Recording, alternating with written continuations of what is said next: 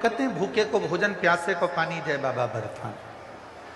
क्यों व्यासपीठ बार बार कहती है कि जितने शिव भक्त आए शिव महापुराण की कथा में उनके मुख को झूठा करा। अपने साथ पानी की 2 बोतल लेकर चलो, एक खुद के लिए, एक अपनी अड़ोसन पड़ोसन पीछे वाली धड़ोसन के लिए। छाता लेकर चलो, बिछाने का आसन लेकर चलो। क्यों कहती है शिव पुराण की जितने शिव भक्त आपके नगर में आए, जितने शिव भक्त आपके कथा श्रवण करने आए, उनको पानी पिला दो, टॉफी खिला दो, बिस्कुट खिला दो, कुछ भी खिलाओ, पर उनका मुख झूठा जरूर करो। ये केवल सीहोर वाले बाबा का बोला हुआ नहीं है। कभी मौका लगे तो भगवान श्री अमरनाथ जी का चरित्र पढ़िएगा, स्कंद पुराण। भगवान शंकर माता पार्वती जी को अमर कथा श्रवण करा।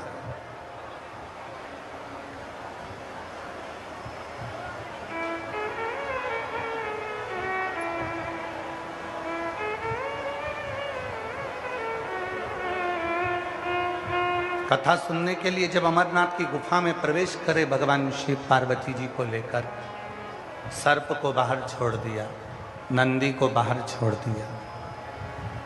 भगवान शंकर के साथ में कोई नहीं गया, गई तो केवल एक माता पार्वती जी थी।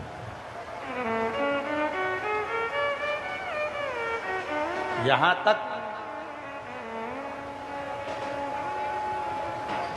भगवान शंकर ने सबको बाहर छोड़ा। गंगा सिर पर रह गई थी, शिव जी ने उसको देखा और बाबा भोलेनाथ ने वो गंगा को भी कुछ देर के लिए दूर छोड़ा और अमर कथा कहना प्रारंभ कर।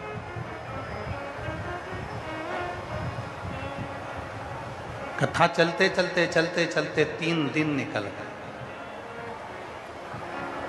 अब जब जब कथा होती है तो उसमें कुछ ना कुछ अड़चन जरूर आता है।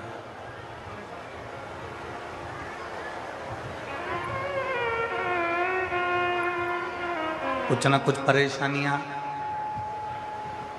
भगवान शंकर की कथा, श्रीमद् भागवत कथा कराओगे तो कोई तुमको तकलीफ नहीं आएगी, बड़ी प्रेम से कथा हो जाएगी। श्री रामचरितमानस की कथा कराओगे कोई तकलीफ नहीं आएगी, बड़े प्रेम से हो जाएगी। गीता जी कराओगे बड़े प्रेम से हो जाएगी, शांति से हो जाएगी। विष्णु पुराण, नर्मदा पुराण, कूर्म पुराण, नारद पुराण, वराह पुराण, वामन पुराण, ब्रह्म विवर्त पुराण, जितनी पुराण कराओगे बड़ी शांति से हो जाएगी। पर एक कथा, और वो कथा है शिव महापुराण की कथा। ये साधारणता से नहीं होती।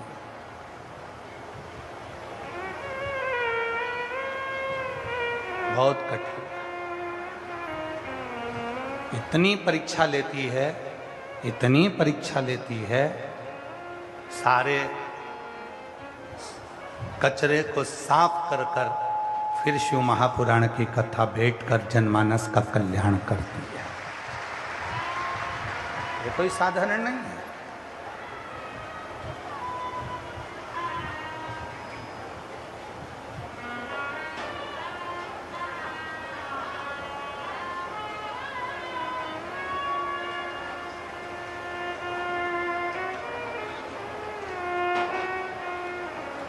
इसको पहचानो। 3 दिन हो गए और 3 दिन तक भगवान शिव और माता पार्वती जी अमरनाथ की गुफा में बैठे बैठे 3 दिन तक अमर कथा चलती रही। अमर कथा।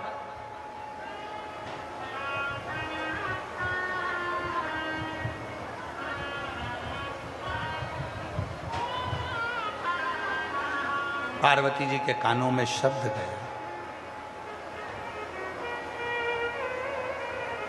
शब्द पहुंचा। मां जगत जननी बेचैन हो गई शब्द को सुनकर।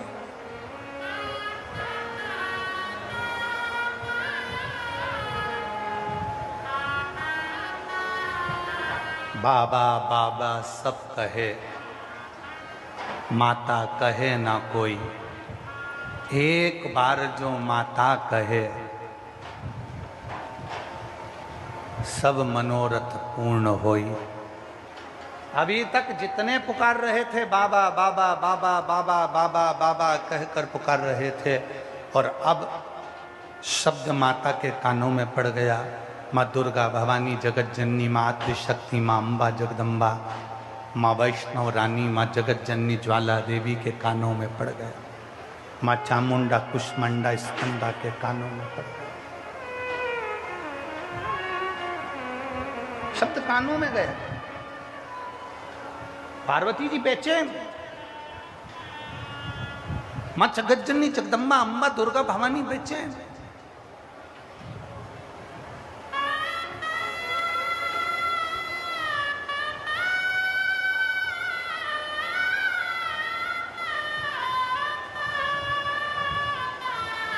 एक लाइन हमारे शैलेंद्र भैया बहुत अच्छी गुनगुनाते हैं कि बेटा जो बुलाए माँ को आना चाहिए। ओ मैया जी के चरणों में ठिकाना चाहिए, बेटा जो बुलाए माँ को आना चाहिए। ओ बेटा जो बुलाए माँ को आना चाहिए।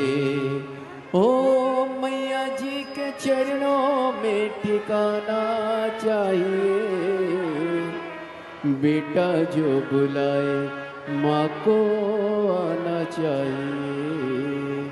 माँ जगत जननी जगदम्बा दुर्गा भवानी के कानों में शब्द पड़ा और माँ बेचैन, माँ बेचैन। उनके मुख शब्द सुनते से उनकी बेचैनी बढ़ गई। शब्द सुनते से वो बेचैन, कानों में शब्द जाते से वो बेचैन। बाबा बाबा सब कहे और माता कहे ना कोई। 3 दिन जब विश्व का भरण पोषण करने वाला विश्वनाथ,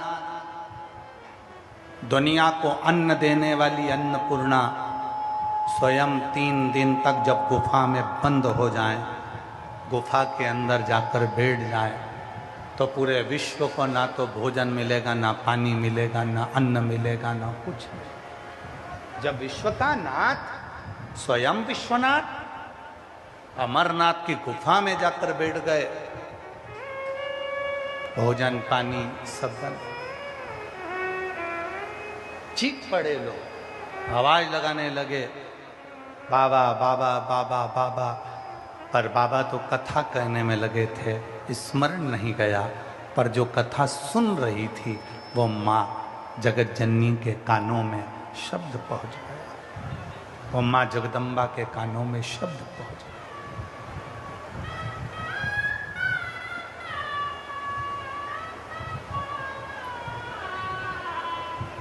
दौड़ पड़ी मां।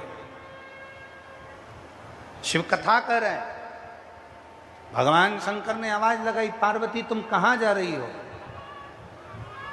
पार्वती जी कह रही हैं, किसी भूखे को भोजन और प्यासे को पानी देने जा रही हूं बाबा बर्फानी, अभी आते। पार्वती कथा छूट जाएगी, तुमको दोष लग जाएगा। कथा रह गई तो तुमको दोष लगेगा। पार्वती जी कहती हैं, किसी का पेट भरकर और किसी का मुख झूठा कराकर मुझे विश्वास से जो सुख मिलेगा वो सुख जीवन में कभी नहीं मिलेगा। माँ जगत जननी 3 दिन की अमरनाथ की कथा श्रवण कर कर ओझल होती हैं और सबका पेट भरकर सबका मुख झूठा कराकर फिर कथा सुनने बैठती हैं। तो भगवान शंकर ने कह दिया, पार्वती देवताओं को श्राप लगाए कि इनके घर में संतान नहीं होगी, और ये श्राप किसी और का नहीं, दधीचि ऋषि की धर्म पत्नी सुवार्चिका है। मैं गर्भ से हूं और तुमने मेरे पति के प्राण ले लिए। मैं श्राप देती हूं किसी देवता की पत्नी गर्भित नहीं होगी। जरा ध्यान देना कथा पर। अधिक मास के पवित्र अवसर पर, पुरुषोत्तम मास के पवित्र अवसर पर घरोड़ा की पवित्र भूमि अनाज मंडी में यह कथा प्रारंभ हुई है। हरियाणा के करनाल पार्वती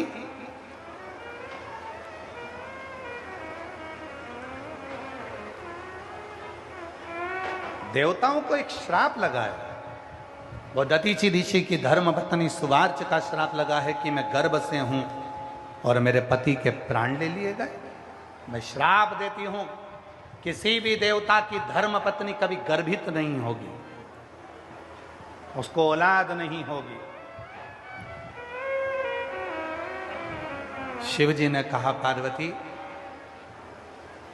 आज तू कथा सुनते सुनते तूने दूसरे के मुख को झूठा कराया है, किसी भूखे को भोजन और प्यासे को पानी पिलाया है।